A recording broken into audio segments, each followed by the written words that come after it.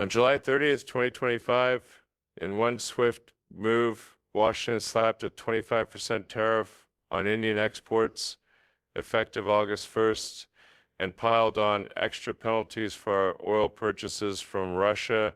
Within hours, it pivoted to an oil development deal with Pakistan. Today, we unpack the real story behind America's double play and why India must turn this challenge into an opportunity. India has been America's fastest growing export market in South Asia. Our pharmaceuticals, engineering goods, and textiles power U.S. industries and consumers alike. Yet on that July afternoon, President Trump announced a blanket 25% levy on all Indian goods, citing an unfair trade imbalance in our energy ties to Moscow. Overnight, the cost of every container shipped from Mumbai to New York rose by 1/4. Washington framed the move as payback for India's excessive tariffs on U.S. products and our status as one of Russia's top oil buyers. In reality, India's average applied tariff hovers around 13%, far below America's global average of 19%. This 25% surcharge is not a negotiation tactic. It's a blunt instrument aimed at sidelining India in favor of alternative suppliers.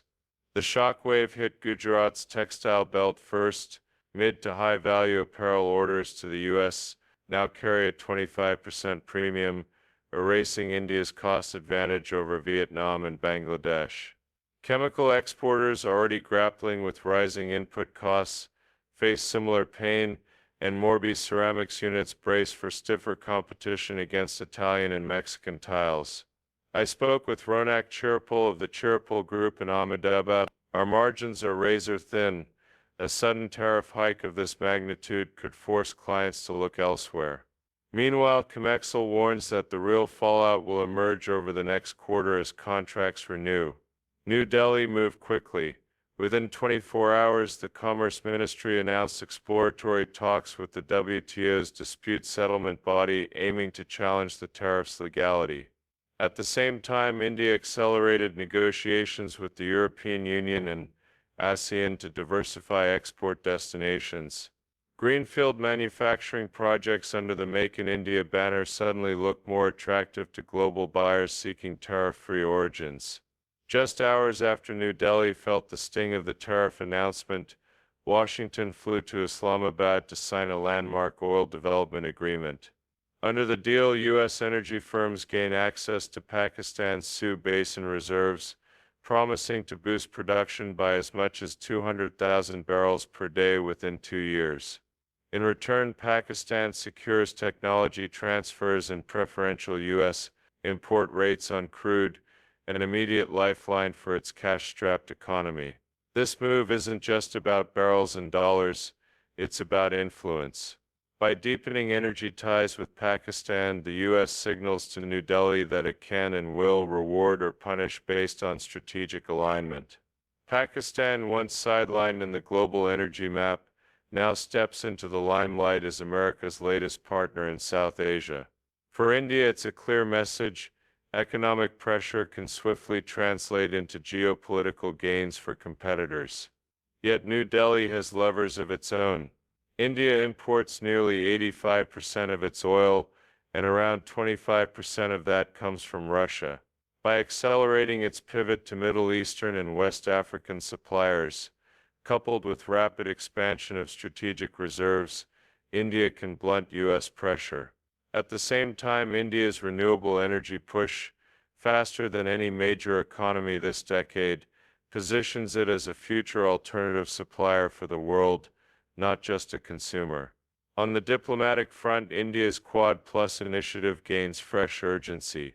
By strengthening ties with the U.S., Japan, and Australia on technology, infrastructure, and energy security, India creates a counterweight to any move that seeks to isolate it. And if Washington sees that pressuring India only drives it closer to Quad partners, the calculus on tariffs may shift in New Delhi's favor. Ultimately, America's double game is an opportunity in disguise. The tariff shock forces India to diversify its trade, accelerate domestic manufacturing, and deepen strategic partnerships. The oil deal with Pakistan underscores the stakes. but also highlights India's growing clout, no longer merely a market but a leading voice in shaping South Asia's economic and security architecture. If New Delhi plays its cards right, leveraging its market size, renewable momentum, and multilateral alliances, it will emerge from this challenge stronger and more resilient than ever. In the days following the tariff announcement and the Pakistan oil deal, the global diplomatic response has been telling. European trade envoys reached out to India within 72 hours, signaling interest in fast-tracking stalled free trade agreement talks.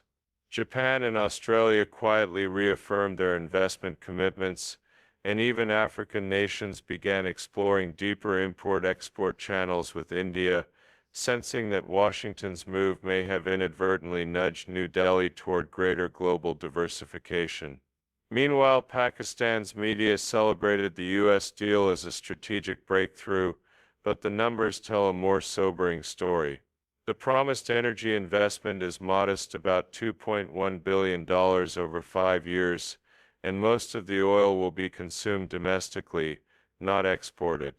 Pakistan still faces crippling external debt, low foreign reserves, and a structural energy deficit.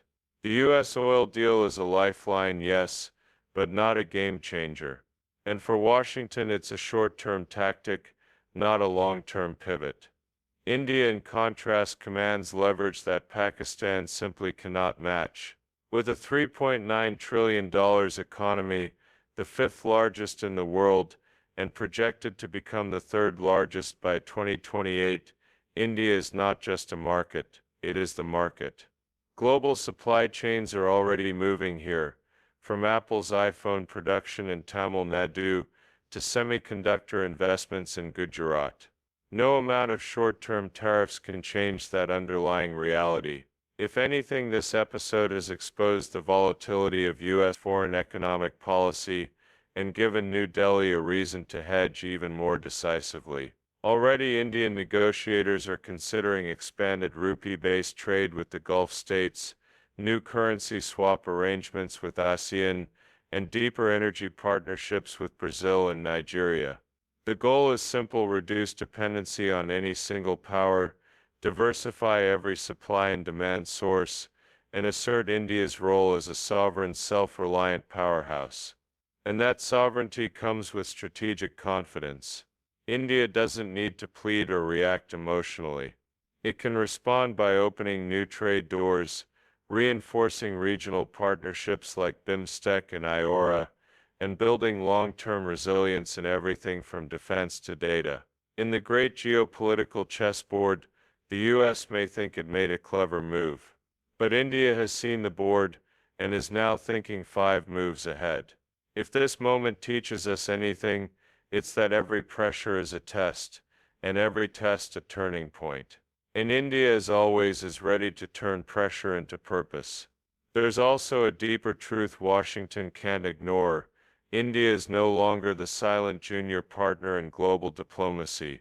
It's a civilizational power with modern aspirations and a clear-eyed view of how the world works. For decades, New Delhi avoided entanglement, non-aligned, measured, cautious. But today's India is different. It builds alliances with conviction, signs deals with confidence, and defends its interests with clarity. That's why this tariff episode may ultimately strengthen India's hand. Already, Indian tech leaders are in talks with European AI regulators, proposing a joint digital ethics framework. Pharma giants are expanding exports to Latin America, and defense deals with France and Israel have been fast-tracked. The message is unmistakable.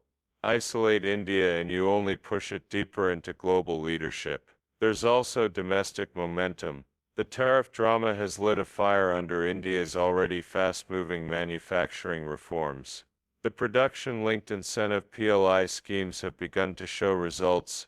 Electronic exports are up 43% year-on-year, and foreign direct investment hit a record high in Q1 2025. As tariffs force Indian firms to compete harder, they will also become leaner, smarter, and more export-ready. The government too is pushing for a unified logistics network, freight corridors, port upgrades, smart warehousing to lower costs and boost global competitiveness. But more importantly, the public mood is shifting. Indians are watching closely. They know when a friend turns transactional. They remember how India stepped up for the world during COVID, exporting vaccines when others hoarded them. They see now that respect must be earned, not assumed. And if the US wants a true partner in Asia, it must understand that India cannot be strong-armed into compliance. It must be engaged with honesty, treated with parity, and recognized for what it has become, a democratic giant with global weight. Let's be clear, America remains an important partner. Trade, defense, technology, these are vital pillars of the relationship. But partnership is not servitude, and respect is not one-sided. New Delhi has no interest in conflict, but neither will it accept being taken for granted. So yes, Washington may have played a double game, but in doing so it revealed its own insecurity. The future doesn't belong to old alliances bound by coercion. It belongs to confident nations that act with dignity and think long-term.